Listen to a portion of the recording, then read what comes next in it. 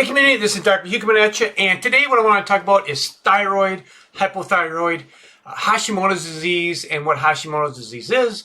And I want to talk about autoimmune disease, specifically thyroid autoimmune disease. So you can see right up in here is if you have a hypothyroid condition, if you've been diagnosed with hypothyroid, there's a 90% chance that you have an autoimmune disease called Hashimoto's disease, and this is where your immune system is attacking your thyroid. You have an autoimmune disease, which is very, very significant. Now, how would you know if you have an autoimmune disease versus a simple hypothyroid condition? So you have hypothyroid condition, and then you have Hashimoto's disease, which are completely two different things. So 90%, I just want to be clear, 90% of people that have hypothyroid condition have an autoimmune disease. That's in the clinical research. Now, how would you know if you actually have an autoimmune disease? Because in the conventional system, they're not going to run the labs that are going to determine if you actually have an autoimmune disease. And why is that? Because they don't care if you have an autoimmune disease, because the same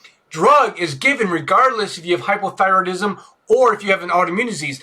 Their protocols don't change, so they can't justify doing a lab on you that's an expensive lab if the protocols don't change. So this is why they don't do it. So everyone that comes to me that does blood work, we always check for Hashimoto's disease and autoimmune disease against your thyroid. So let me just kind of go over this right here. So what you're looking at right here is would be TSH. So this is what is going to be determining if you actually have a hypothyroid condition.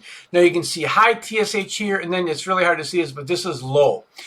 Now, if you've gone to the conventional system and they've increased your dosage, right, your thyroid hormone, levothyroxine or whatever medication you're on, if that's gone up and down, if your dose has gone up and down, that's because your TSH is bouncing all over the place.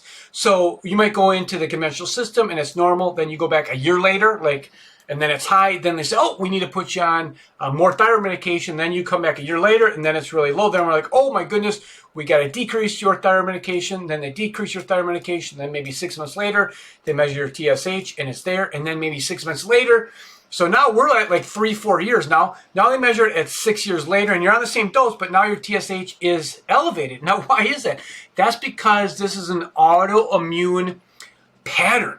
When your TSH goes up and down all the time, this is classic autoimmune Hashimoto's disease that you've never been diagnosed with. And even if you've been diagnosed with it in the conventional system, they don't know how to manage autoimmune disease. How you manage a simple hypothyroid case and how you manage someone that has Hashimoto's disease and autoimmune disease are completely 100% different, right?